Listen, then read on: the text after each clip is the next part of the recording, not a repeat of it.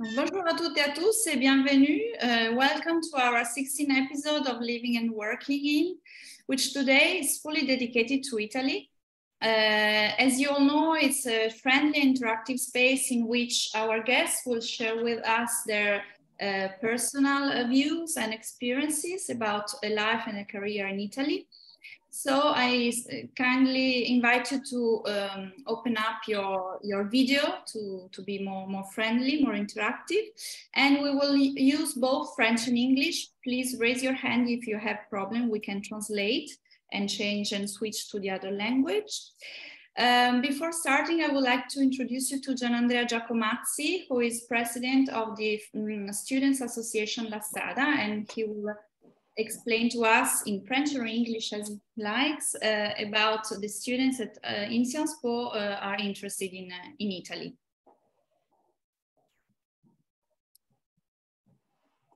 Yes, so good morning, good afternoon to everybody. Thank you very much, Camilla, for the invitation. And thank you very much also for organizing. I'm Gianandrea. I'm an Italian student in Sciences Po, first year in PSIA, and the master's in International Governance and Diplomacy. And as Camilla said, I'm the president of the Italian Student Society. So we have a lot of, activities ranging from cultural activities and gathering up, but also one of our main tasks is also to provide information and knowledge to students who would like to either do an exchange semester or to work in Italy. So thank you very much for the kind invitation, and I remain available at the end of the meeting. If you have, for students mainly, if you have any question, I would be more than happy to provide you with any additional information, additional suggestions that I would be able to provide to you. And yeah, that's it, I guess. Grazie Gianandrea. Je vous présente maintenant Faiza Eraïs Borges, qui est membre de la section Italie des Sciences Po Alumni. Je ne vous parle pas pour l'instant de son profil professionnel, ça viendra après, mais elle va nous raconter surtout des activités de la section d'alumni en Italie, basée entre Milan et Rome. Faiza. Merci Camilla, bonjour à tous et à toutes, merci d'être présents et merci Camilla pour cette opportunité. Alors bien sûr, comme elle vient de le dire, même si elle est présidente en fait, de la section Italie de Sciences Po Alumni, je suis ravie de vous expliquer en quelques mots ce qu'on fait. Donc, en fait, cette section Italie de Sciences Po Alumni a vraiment l'objectif de fédérer autour d'elle, en fait, tous les alumni de Sciences Po dans tout le territoire italien et d'organiser des rencontres de networking, aussi de connaissances autour de l'actualité bilatérale, de faire rayonner, bien entendu, notre école, puisque je crois que tous les membres de Sciences Po Alumni sont généralement heureux et, enfin, je l'espère en tout cas, et fiers d'avoir fait un parcours dans l'école, dans cette maison. En fait, nous sommes aussi là pour développer les relations avec les institutions françaises en Italie, avec les grandes écoles présentes en Italie, donc avec les alumni des grandes écoles françaises et pas seulement. Nous organisons des événements qui peuvent être donc des tables rondes, workshops. Nous avons été accueillis l'an dernier chez ISPI, mais aussi d'autres types de rencontres. Et d'ailleurs, je vous invite tous, pour ceux qui sont notamment à Rome et pas seulement, à participer à la prochaine rencontre qui aura lieu le 9 mai à Rome autour du contexte en fait, des médias dans des contextes de guerre. C'est bien ça, Camilla. Et donc, on aura deux grands journalistes, un français et un italien, alumni de Sciences Po, et il y aura aussi la doyenne de Sciences Po qui participera à cette rencontre. Un tout petit mot sur un événement qu'on a organisé l'an dernier pour les 150 ans de Sciences Po. Donc, en fait, on a été les premiers d'une section étrangère à avoir organisé cette belle rencontre à l'ambassade de France en Italie. Et grâce au soutien de plusieurs alumni issus de plusieurs entreprises, dont Ardian, que je remercie, on a fait un bel événement qui a réuni 150 personnes, je pense. Donc, c'était parfait pour les 150 ans. Et on a organisé dans ce cadre-là des conférences, deux tables rondes, plus un dîner un peu plus restreint. Et donc, c'était vraiment une belle initiative qui a d'ailleurs donné envie à d'autres sections de répliquer. Je crois que ça se passe très bien. Il y a eu on a fêté les 150 ans de Sciences Po il y a quelques mois à Madrid. J'ai pu y participer. Il y a eu la même chose dans les Émirats, en Asie, etc. Et je vous annonce d'ailleurs que nous prévoyons d'organiser un grand gala cette année aussi, probablement à Rome, autour du thème du traité du Quirinal pour célébrer le 2e anniversaire. Toutes les bonnes volontés sont les bienvenues. Donc, qui souhaite nous aider dans cette activité de bénévole et qui a donc l'objectif de rendre encore plus visible Sciences Po en Italie sont les bienvenus et peuvent nous contacter. Merci. Merci Faiza. Maintenant, on va vous présenter nos invités d'aujourd'hui. On va commencer par ordre alphabétique pour ne pas créer d'équivoques. Donc, on commence par Yann Charlton, Managing Director chez Ardian, basé à Milan. Donc, Yann, the floor is yours. Merci beaucoup. Donc, je suis Yann Charlton, je travaille chez Ardian, qui est un investisseur en private equity français, que vous connaissez peut-être. Je suis en Italie depuis 2008, donc pratiquement 15 ans, et j'ai ouvert le bureau d'Ardian pour la partie buyout en 2008 et développé l'activité depuis. Aujourd'hui, on est, pour le fonds dont je m'occupe, une dizaine de personnes. On a investi dans 12 sociétés, pratiquement des sociétés familiales, au travers du travail du private equity, les développer au travers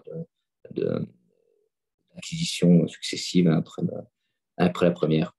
Et je suis venu en Italie pour le projet d'ouvrir le bureau, mais aussi parce que j'avais fait un échange, le pays me plaisait, et mon épouse a grandi en Italie. Merci Yann. Donc, des raisons professionnelles et personnelles en même temps pour choisir ce pays. Donc, Faiza et Raïs Borges, pourquoi es-tu en Italie et qu'est-ce que tu fais de beau en Italie? Alors, merci Camille. Moi, je suis venue par amour, on va dire.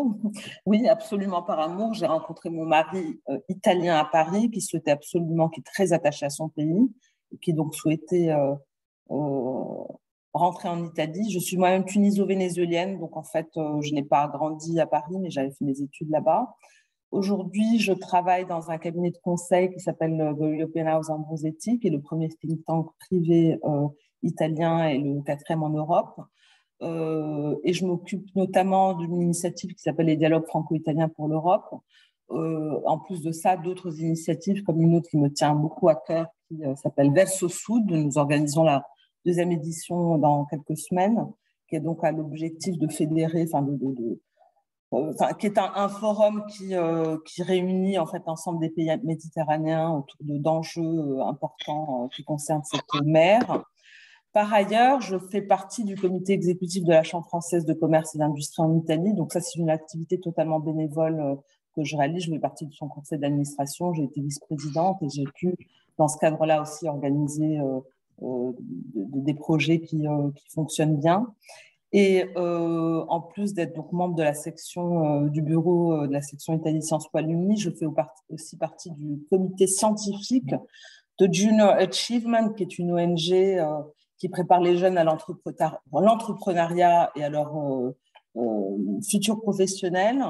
C'est en fait une activité un rôle qu'on m'a offert il y a environ 1 an et demi et qui est probablement lié au fait que j'ai dirigé pendant 8 ans à Milan le bureau italien de Positive Planet, une ONG fondée par Jacques Attali avec qui j'ai travaillé pendant longtemps. Merci. Donc, c'est l'amour qui t'a amené en Italie, mais finalement, tu as trouvé vraiment beaucoup de positions et d'engagements professionnels passionnants. Now we'll switch to English to introduce you to Alexandra Gonzalez, who will explain to us why she chose to come to Italy for a work experience. Thank you. Hi, everyone. So my name is Alexandra. I am Colombian. I studied at Sciences Po in 2 occasions. So the first one was in 2005. It was an exchange program when I was studying in Colombia, my bachelor's degree. So I liked Sciences Po so much that then I applied again to do the master's. I went in 2007, 2009, and I did Politique économique internationale. When I finished, I went to Washington, D.C. I worked for the World Bank there for about 5 years in the region. And then wanting to go back a little bit to my country, I went to work at the Inter-American Development Bank in Colombia.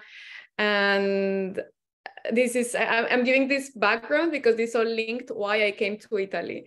So since I had worked both at the World Bank and the Inter-American Development Bank, the Colombian government asked me if, to be the representative of the government to the multilateral development banks. And then after having lived this experience, I decided to work, to study again. So I went to study a degree at Harvard and at MIT. And when I was there, Harvard had this CV book where all the students that were going to graduate, we could put our CV there. And so I did that. And I received a message from the United Nations World Food Program that they were looking for someone that had had the experience with the multilateral development banks and with the government. So they found my CV through the university CV book. And which, by the way, could be a good idea. I don't know if Sciences Po has something like this, but actually a lot of employers look at those CVs of people that have certain profiles and look for people. And that's how I got contacted by the UN World Food Program. I then came here. I've been working in Rome with them since 2018. And I've been focusing mostly on the relationships of the UN with the multilateral development banks and with national governments. And my thematic focus is mainly climate and resilient food systems. So the purpose of the job is basically, you know, climate has always been focused on mitigation and developed countries, but now the discussion is going more and more towards adaptation, developing countries, and those most in need. And World Food Program is mainly a humanitarian organization, but the work that I do is also like seeing how in these difficult contexts of fragile and conflict affected states, but also low income countries, how can these efforts lead to more long-term development as well? So this is in a nutshell what I do, why I came here. But I also have to say that Italy is always linked with love. So when I arrived here, I met my husband and I have a daughter. So yeah, it's the eat, pray, love, and work life. Yeah. Thank you. Thank you, Alexandra. It was very, very interesting. All your change and that lead you to Italy. And now I will introduce you to Francesco Rocchetti, who is the only Italian, as I am Italian. We are the only Italians in this panel. And so, Francesco, why did you choose to come back to Italy then? Thank you, Camilla. Well, I don't know if I chose to come back, but it happened at some point. And I was listening to the previous people and I was saying, well, actually, I'm pretty different in my path and also in what I do. And I'll try to explain. Once I finished Sciences Po, I stayed in Paris for a while. I worked for the OECD for a while. And then I went to Brussels to work at the European Parliament. I stayed there for a while. At some point, back in Italy at ISPI, where I work, and now I'll say, well, ISPI is, let's say, it's a think tank on international affairs. It's one of the main think tanks in Italy and in Europe in general.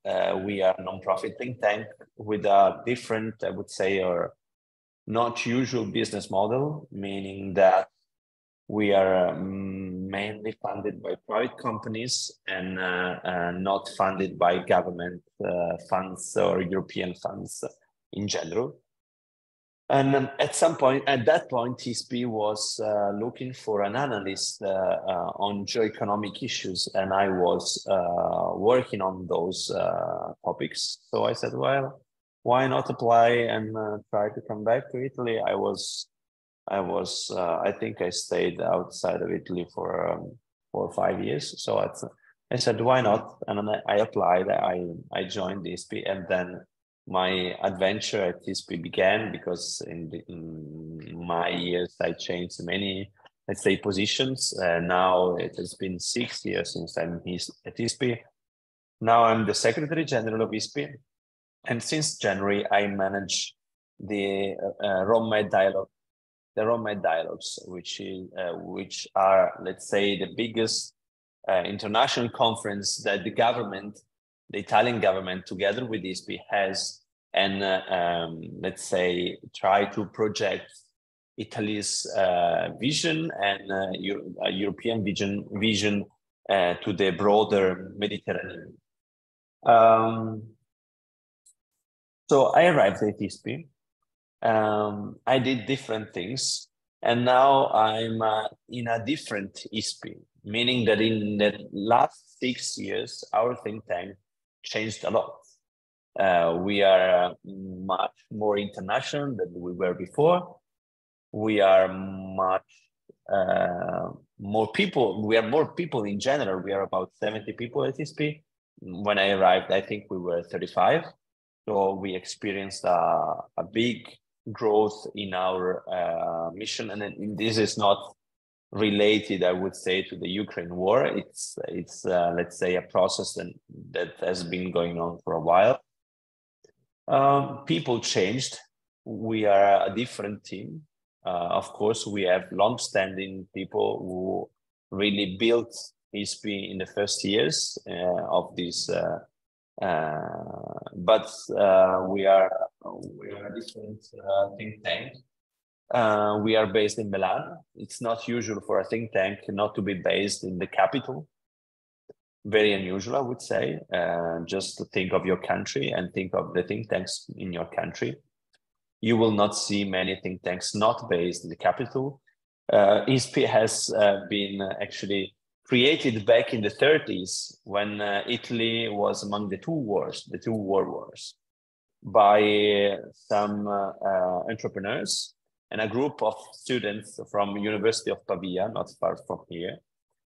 And they wanted to have and keep an open window to the world in a period in which Italy was closing down, and was closing and was looking more and more inward. And this is why they decided to create it in Milan, because Milan was already at the moment the economic capital of Italy, let's say.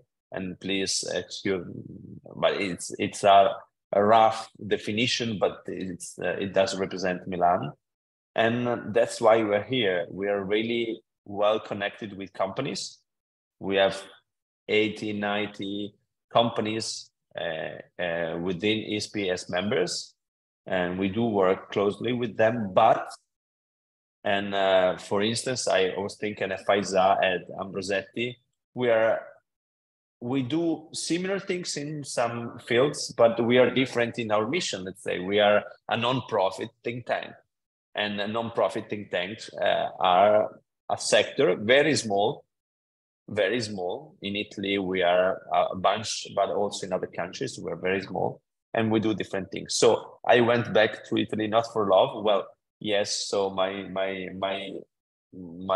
partner at the time was in Italy, and she's still my partner. So I went back also for her. But mainly, I think it was, something that just happened. I didn't know where to go, and at some point, I was a little bit bored in Brussels, I must say. And I went there. Thank you, Francesco. So now let's look more in details about different professional sectors. Yann, tu travailles dans le secteur de la finance à Milan. Qu'est-ce que tu peux nous raconter un peu plus dans les détails de ton travail, et y a-t-il une spécificité de la finance en Italie par rapport à la France ou à d'autres pays? Alors, c'est large et c'est grand, la finance. Et en fait, mon métier, c'est pas si financier que ça. Parce qu'en fait, on rachète des sociétés en entier. Et ce qu'on fait, c'est plutôt travailler avec en pratique, hein, travailler avec des familles, des entrepreneurs, des dirigeants pour définir des stratégies d'entreprise. Une fois qu'on a racheté une société, on achète sa majorité, donc on est majoritaire au conseil d'administration. Donc, pour définir sa stratégie, voir si on peut l'accélérer, faire d'autres acquisitions, améliorer l'organisation. On fait énormément de recrutement de dirigeants, de réorganisation des sociétés elles-mêmes, qui sont des sociétés qui ont en général entre, je dirais, 200 et 2 milliards de chiffre d'affaires. Ils sont déjà assez structurés, hein, pas des très grosses sociétés, mais ce n'est pas non plus des startups. Et donc, on les aide à grandir à la fois en leur mettant des ressources à disposition pour, en général, faire d'autres acquisitions et faire devenir des leaders sur un marché local, des leaders internationaux. Par exemple, si je suis aux États-Unis pour une société italienne qui cherche à racheter une société américaine, et donc je vais rencontrer le vendeur, le CEO, essayer de les convaincre de faire l'affaire avec nous. Et donc, c'est un métier qui est plus beaucoup d'humains, faire évoluer les organisations et comprendre les stratégies d'entreprise. Donc, cela dit, je fréquente beaucoup de banques et de conseils financiers parce qu'on a tout ce monde-là autour de nous qui nous aide. Alors, il y a un peu un marché à deux dans les gens que je fréquente, qui sont plutôt le monde du financement structuré et des fusions-acquisitions. Il y a un marché à deux segments, hein. Il y a le segment international où je pense que ça ressemble assez à ce qu'on peut trouver en France ou dans d'autres pays en Europe. Et puis ensuite, il y a tout un monde d'advisors locaux qui ne travaillent que localement et qui travaillent principalement sur la base de relations, peut-être moins sur la base de compétences spécifiques, mais qui sont des gens qui font des introductions et qui vous aident avec leurs relations et aussi avec leurs compétences. Probablement pour des étudiants qui viennent en Italie et qui ne sont pas italiens, la première catégorie est plus facile à pénétrer au début, alors que la seconde, il faut forcément très bien parler italien, bien connaître la culture, et encore une fois, l'aspect relationnel compte beaucoup, ce qui n'est pas forcément très facile quand on vient d'arriver dans le pays. Après, comme dans tous les... Alors, si on reste sur la finance, comme dans tous les pays où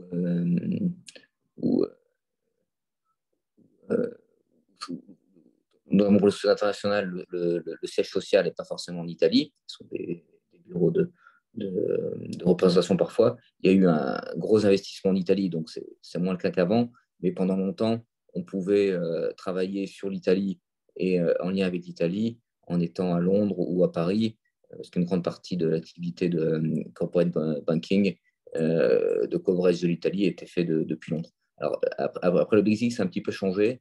Et donc, toutes les grandes banques ont investi, ont énormément développé leur bureau local, mais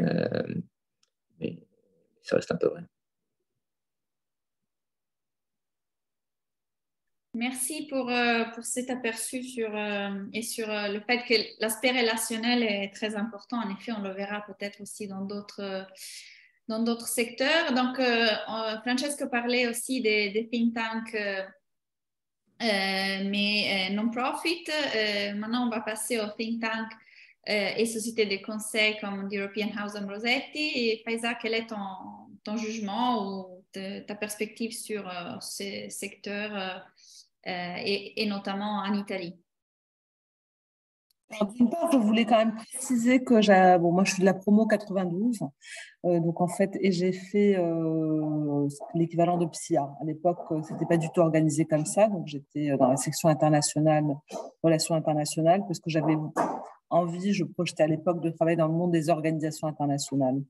Je me suis en fait très vite tournée vers le conseil, donc j'ai eu la possibilité de travailler avec Jacques Attali dans son cabinet de conseil, qui à l'époque conseiller des gouvernements de pays étrangers. de pays émergents. Et j'ai donc suivi mon mari en Italie, à Milan.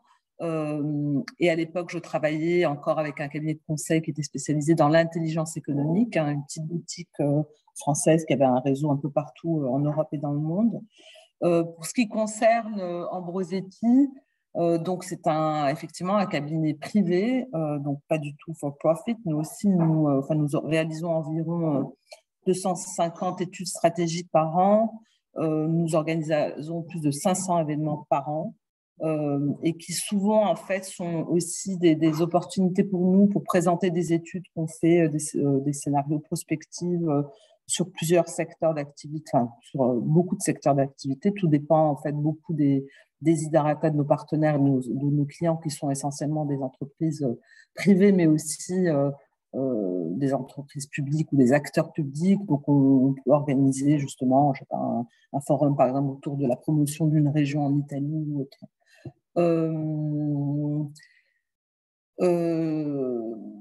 Est-ce qu'il y a une spécificité? Alors bon, d'une part, c'est ma première expérience dans ce type de cabinet. C'est vrai que c'est un cabinet qui a plusieurs facettes, beaucoup d'événements, comme je l'ai dit, beaucoup d'études stratégiques. Je dirais que l'un des aspects positifs l'un des innombrables aspects positifs de cette entreprise, c'est qu'on n'a pas le temps de s'ennuyer, qu'on nous donne quand même beaucoup de liberté, de création, on va dire, de créativité, même si l'un de nos, je dirais, on est très attentif à l'excellence, bien entendu, donc tout est bien réglé.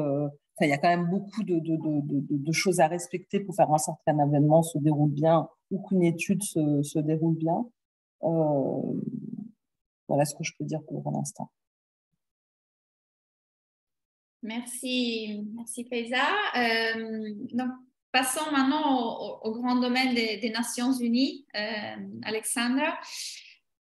So Rome is a capital of three big UN agencies.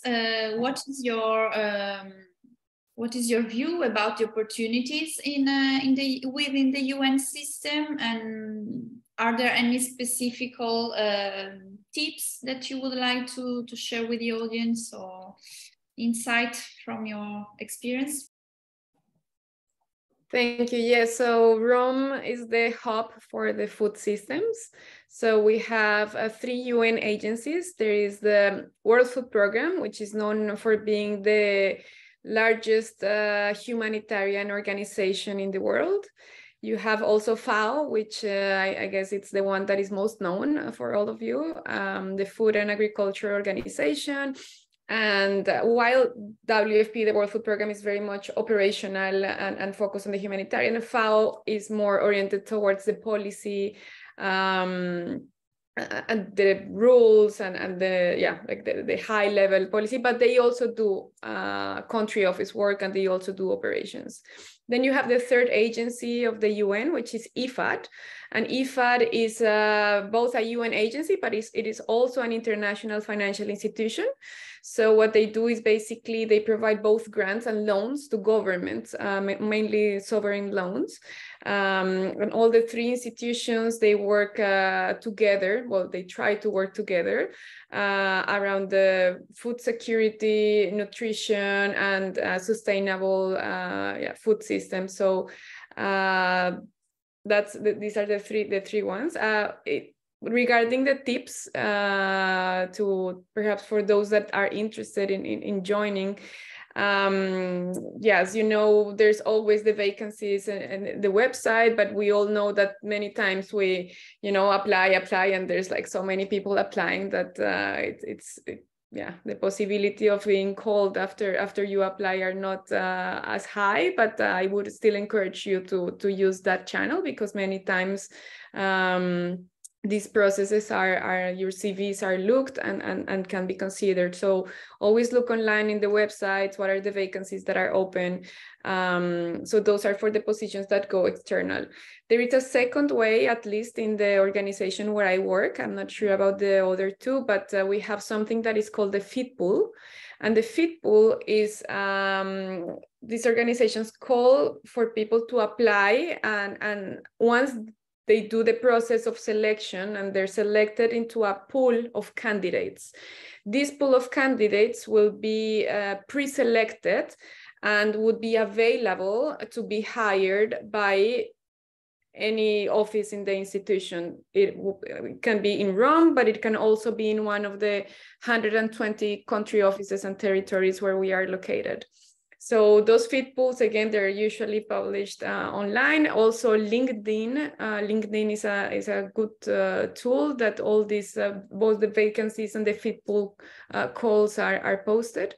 Fit pools are usually thematic. So for example, they would call for a fit pool on, I don't know, social protection, or another one for people specialized on procurement, or another one for people specialized on finance. So you would be part of that pool of candidates. Then the third way, and these first two are for fixed term positions, which are kind of hard sometimes to get, but you always have the consultancies, which can be easier and can be an easier entry point. And once you work with the teams as a consultant, you can then make them know more the opportunities and know the teams to look for something else. So the consultancies are usually 11 months. So they start with a 5-month contract, and then they can extend for another 6, and then they can be renewed year after year.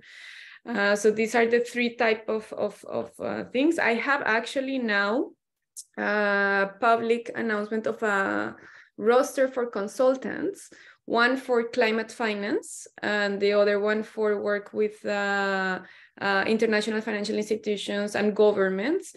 The positions are like the location, sorry, is unknown. It can be any country office can call, because this is roster. It's also like a group of a pool of candidates that then once they're selected can be available, so that the teams in the organization can look at those CVs and can take from there. So it's not applying to a specific position, but it's mostly making a part of that group of available candidates that passed already a selection process. So I'll share in the chat the 2 rosters that are available in this moment that I know. Of course, there may be many more, but those that I know at least. That I'm happy to answer any other questions. Thank you, Alexandra. Francesco, can you please explain us about your professional sector, and maybe if a Sciences Po profile would be a plus within your organization? Yeah. So just to sum up what is, let's say, a think tank, in specifically ISPI. ISPI in general provides a forum for, let's say, navigating economic and political changes, defining the 21st century by informing and sometimes galvanizing the national and global network. ISPI does this through papers that it publishes, ideas it generates, and the future leaders it develops, and the community that builds. And we try to shape policies and strategies to, let's say, create a more prosperous world. We have a focus on the European Union, of course, and on the Mediterranean region. But we have a team of analysts covering the whole world in general. As I mentioned before, ISPI and the think tank, the non-profit think tank in Italy, is not a super developed world. We are not many, but I would say similar to many European countries. Is not, I mean, the US and the UK are a different world in this field. But if you go to France, for instance, in France, you don't have many think tanks. In Germany, you have some more because you have also political foundations that fund think tanks, but the situation is not different. And I would say more or less in Spain and so on and so forth. So we are, I would say, a good representation of what happens within the EU. A Sciences Po profile is very good for working in the think tank community in general. And I don't say this because I work there, but because in these last 6 years, I've hired, and even before I came, they were here already, but I hired some people coming from Sciences Po, and not only hired for senior positions, we also accepted Sciences Po students since the internship. Now we have one of our research fellows on the MENA region coming from Sciences Po. We have the head of the communication department coming from Sciences Po. So, and also if you look at different think tanks in Europe, you will see many former Sciences Po students working in the think tank community. Why this? Because at least PSIA students have a very interdisciplinary background, and they have the flexibility to work in the think tank business, which is by definition very specific sometimes and very broad some others. So you have to have the flexibility to approach these different visions of the world and of the way of working. And I was thinking of ISPI also. We had students and we have former Sciences Po students enrolled in one of our masters, because ISPI is and does this since the 50s, but has a part of education. We have 3,000 students coming in ISPI every year, and some of these students, about 100, do a master's in diplomacy. What is a master in diplomacy? Is the master that prepares for the diplomatic career and the diplomatic exam in Italy, which is a competition with thousands of people applying every year. Every year they accept 30, 40 people max.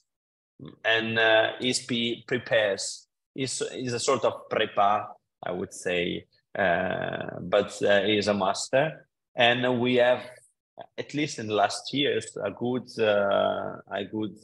representation of ISPI students within the people accepted and the new people accepted by the Italian Ministry of Foreign Affairs, meaning 30-40% of the new accepted come from our masters. And some Sciences Po students did, after the master at Sciences Po, after perhaps some years working in different fields, they figure out that they wanted to become, or at least, yes, to become diplomats, let's say, and they studied here, and now they are enrolled, and they are diplomats. I was thinking, should you know some Italian to work in the think tank community in ISPI? I would say yes, at least a basic Italian, but it's good because we do work and we do hold many international conferences. 80% of our analysis are published in English, sorry, but the working language among colleagues is Italian. So a basic English. We have some non-Italian workers at ISPI, but they all speak, I would say, at least a basic Italian. And last thing I was thinking is that, of course,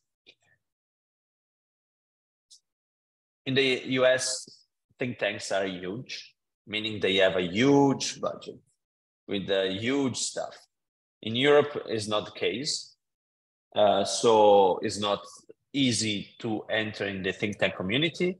But on the other side, what we do at ISPI is that we have a very, very big and large, broad community of experts that collaborate with us, meaning some teachers of the ISPI school, of course, they don't work for ISPI, but they do teach some classes, some courses, or some experts that write for us analysis So this is, of course, is not a working path, but if you have your own professional experience, your background, solid background, and you want to know more about the think tank community and the think tank way of working, I think this is a good way to enter and know more about this. Thank you for these useful suggestions, Francesco. Faiza, I wanted to also talk about opportunities.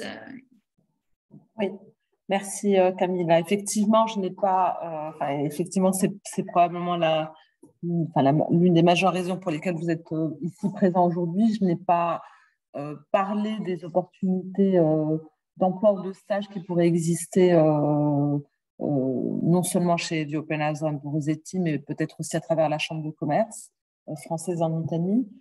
Donc, d'une part, notre cabinet, comme je vous l'ai indiqué tout à l'heure, a environ entre 200 et 250 personnes. La moyenne d'âge est très jeune, donc on recrute beaucoup d'analystes, beaucoup de personnes qui pourraient donc rentrer dans des divisions, les fameuses practices, sur plusieurs, et travailler sur les fameuses études stratégiques dont je parlais. Donc, on travaille par exemple dans le transport et infrastructure, dans le monde du luxe, de la mode, dans la santé. Donc, c'est un sujet sur lequel on est très actif.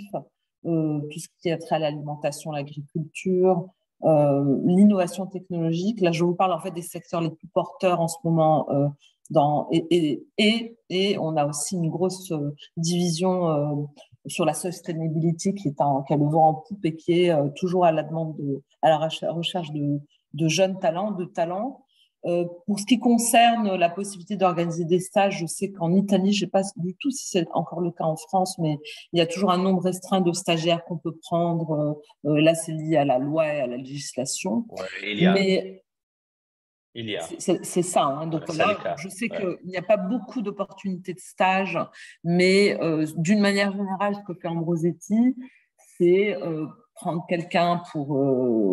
donc, s'il y a une position de stagiaire ouverte, c'est le prendre pour 3 ou 6 mois et ensuite le prendre, l'employer. Une spécificité quand même, tout le monde à Ambrosetti est consultant. Donc, il faut avoir sa partita IVA. On n'est pas embauché. Ça n'existe pas. C'est seulement le back-office qui est embauché. Qui a un contrat de salarié. Les autres sont tous consultants. L'italien est d'après moi très important, une langue importante, un peu comme disait de tout le monde, sauf Alexandra, mais ça peut être une barrière. Pas seulement l'italien oral, hein, l'italien écrit aussi parce qu'on travaille beaucoup avec beaucoup de clients italiens. Les recherches, bien sûr, se font dans toutes les langues, mais je pense que l'italien a quand même un atout important. Je crois être la seule à l'UNA de Sciences Po. Il y avait j'en avais parlé avec Camille, qui a fait un parcours très rapide chez nous dans la division Sustainability. Elle était d'ailleurs chinoise, mais elle est restée très peu. Mais je sais qu'Ambrosetti est à la recherche de talents de partout. Donc, moi, je vous invite, et notamment les franco-italiens ou ceux qui considèrent qu'ils ont donc une bonne maîtrise de la langue, de s'approcher, de regarder notre site, je vous l'écrirai. Et même sur LinkedIn, je vois qu'on communique beaucoup sur les opportunités qu'il y a, mais surtout sur cette partie scénario, études stratégiques. La Chambre française, en revanche, a un petit bureau d'emploi, on va dire, donc qui est là pour matcher les demandes des entreprises adhérentes aux offres. Donc là aussi, je donnerai à Camille le contact de la personne qui s'en occupe et peut-être que justement, ce serait possible de voir à travers la Chambre s'il y a des opportunités. Et enfin, je vous invite tous à regarder le volontariat international d'entreprise. Et donc là, beaucoup d'entreprises en Italie utilisent cette formule qui leur permet donc d'avoir de bons candidats pour une période, je pense, qui va d'1 an. Alors, Yann, je ne sais pas si toi, tu en as chez toi des VIE, mais en tout cas, c'est une formule qui pourrait vous permettre donc, de vous rapprocher du marché italien. Je réponds juste et j'arrête. J'ai vu que l'une des participants me demandait s'il y avait d'autres opportunités ailleurs qu'à Milan et à Rome. Il y a des régions très dynamiques en Italie. Moi, je pense notamment au nord de l'Italie et à Turin aussi. Le sud est en train de se développer beaucoup. Donc, peut-être comme premier réflexe, moi, je vous invite là aussi à regarder les entreprises qui travaillent avec la France ou les entreprises françaises qui sont présentes dans ces territoires. Merci. Je peux ajouter, donc, on n'a pas de VIE. À l'italien, je pense que c'est important, surtout pour les jeunes et pour pouvoir faire une carrière. Ce n'est pas juste un moment, mais on veut rester. Par contre, ça ne veut pas dire que les sociétés et les Italiens sont fermés à l'international. C'est un pays beaucoup plus ouvert à l'international, peut-être que même la France, mais il faut parler italien, probablement. Après, les Italiens sont très hystérophiles et c'est souvent, pour une société, comme je vois comme investisseur étranger en Italie, vu plutôt comme une forme de promotion ou de valeur ajoutée, disons, de travailler avec des étrangers, ce qui n'est pas le cas dans toutes les cultures. C'est une caractéristique de l'Italie. Après, sur travailler en Italie comme environnement de travail, moi, je connais Milan, puisque je vis là. Alors c'est une ville très, très, très, très agréable. On y vit très, très bien. L'atmosphère, c'est pas non plus comme Paris ou Londres, mais vraiment de capitale, donc très dynamique, notamment parce qu'il y a énormément de gens qui viennent travailler à Milan. Et donc, les jeunes n'ont pas tous grandi ici. Et donc, sont habitués à rencontrer de nouvelles personnes, sont ouverts, aiment se faire de nouveaux amis, sortir. Et donc, ça rend l'atmosphère assez unique pour une ville de cette taille qui, en général, ont des ambiances plus provinciales, quelque part, pour cette taille. Et donc, on a aussi l'avantage de la petite ville où on peut aller sur les lacs, à la montagne, à la mer très facilement. Ça a encore changé, encore plus récemment, parce qu'en plus des Italiens qui venaient d'autres régions et des expats, il y a maintenant énormément d'étrangers qui viennent de vivre à Milan comme choix de vie. Et donc, des gens qui peuvent choisir où habiter, ou qui choisissent Milan pour tout un tas de raisons. Et ça a redonné un élan encore plus ouvert à cette ville qui la rend très agréable. Alors, donc, on peut très bien vivre aussi, je pense, dans un monde international à Milan. Cela étant, vu que les Italiens sont très ouverts à l'étranger, je crois que ça vaut vraiment le coup de faire l'effort de s'intégrer, surtout si on parle italien, et surtout pour les gens qui viennent, c'est peut-être pas votre cas encore, mais avec des jeunes familles, c'est assez facile en fait, à travers l'école, de socialiser et de s'intégrer dans un milieu italien assez facilement. En termes de travail, alors c'est mieux de parler italien. Partout, les étrangers seront appréciés. Cela étant, mais ça c'est vrai comme partout, à moins d'une carrière très spécifique, très technique, c'est souvent plus ouvrant de commencer par des sociétés structurées internationales, et il y en a, puisque c'est souvent des gate openers pour d'autres choses derrière, encore une fois, à moins qu'on ait déjà une idée très précise de ce qu'on veut faire à long terme, mais ce n'est pas toujours le cas quand on commence. Mais il y a beaucoup de sociétés internationales maintenant, donc il y a un vivier, dans le conseil, dans les banques. Merci beaucoup, Yann. Alors, je vois que le temps passe vite, donc je vais peut-être prendre quelques questions. Donc, il y a une question de Peter Campobasso. Pour les activités de conseil, pour gagner des projets en France, il faut des références en France. Une connaissance du contexte italien, surtout par exemple pour le public, est très importante. Est-ce que des références projets à l'étranger peuvent être valorisées, ou est-ce que les références italiennes sont aussi importantes qu'en France? Je ne sais pas si Peter, tu veux rajouter quelque chose ou ta question. Ma question n'est pas claire, je suis là pour clarifier, pardon. qui veut répondre? Non, moi je veux bien répondre, mais effectivement, je n'ai pas très bien compris de quel type de référence tu parles et quel projet. Enfin, voilà, pardon. Alors, juste pour, oui, pardon. Donc, juste pour contexte, je travaille en France dans le conseil pour une société britannique. Et je sais que, par exemple, on a beaucoup de références anglaises. Et pour les valoriser en France, pour gagner des projets, c'est difficile. Et donc, je me demandais quelle est la situation en Italie, si, par exemple, des références françaises, anglaises ou d'ailleurs peuvent être valorisées et ou si vraiment ces références italiennes sont aussi importantes pour gagner les projets en Italie que c'est le cas en France. Alors, en fait, ta question, si je comprends bien, enfin, tu voudrais savoir si ton cabinet britannique pourrait Non, c'est gagner tout, des non, projets non, en c'est Italie. pour ma culture personnelle parce que j'ai vraiment le projet de venir en Italie un jour et je ne sais pas si un profil avec ton expérience peut être intéressante. Alors, comme Yann le disait, et je crois que c'est vrai, enfin, c'est vrai pour tout le monde, je crois pour tout le monde en Italie en tout cas, l'Italie est très ouverte à l'international et enfin, moi, j'ai plutôt le sentiment que ça ne peut qu'être positif d'arriver avec des références étrangères obtenues à l'étranger. D'une manière générale, mais bien sûr, comme partout dans le monde, et notamment en France, et là, j'y travaille souvent, donc je sais que c'est le cas, il faut aussi faire en sorte être connu, quoi. Donc, il faut travailler beaucoup sur cette réputation que tu as pu obtenir et que tu peux justement ne pas avoir développé dans le pays en question, dans ton target. Je ne sais pas si je suis claire. Mais... Oui, non, c'est plus clair, oui. Merci beaucoup. Merci. Je crois, pour gagner des clients, souvent le conseil, souvent on prend des références locales et on essaie de prendre des références aussi des gens qu'on connaît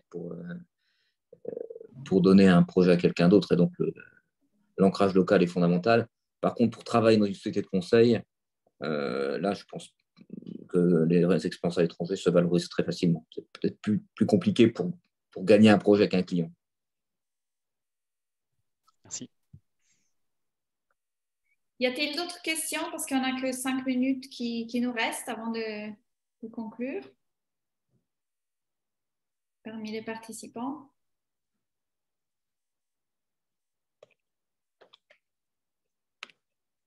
Sinon, est-ce que vous aurez des recommandations pour quelqu'un qui souhaite venir en Italie ou est-ce que on fait beaucoup du relationnel? Quel est votre si chacun d'entre vous, pour conclure, devait donner un conseil, vraiment quelques mots pour trouver un travail en Italie, qu'est-ce que vous feriez?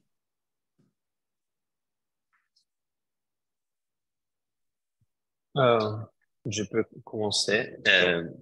Moi, je dirais qu'en fait, l'Italie, c'est pas le paradis, mais c'est quand même, je pense, de plus en plus, et surtout dans certaines villes, elle n'est plus. Sorry, I was speaking in English. Italy is not a magic place, is not heaven, but I think it's not anymore, or at least in some cities, it's not anymore that very nice place and country where you can go on holiday and that's it. I think it can be also a very nice place where to combine your work and your hobbies, what you do, because you have the chance to live in a nice city or not far from a nice city and have the pleasures of Italy, but also have a very good working environment, meaning international organizations in Rome, meaning consulting companies, banking sector, non-profit sector is, I think, a little bit different than it was at least a decade ago, 10 years ago, 15 years ago. And that's it. I mean, I'm not so experienced to say anything else, but I think this is a good balance. And for me, it has been the choice. I was thinking of working outside of Italy for the rest of my life in general. At some point, it occurred that I came back, and I think it's, I'm very happy, and it's not a personal, let's say, judgment, but in general, I think you can be happy in a country that has, yes, the pleasures of Italy. Everyone know what we eat, what you see, etc. But also there's a good working environment in some places, of course. It's not.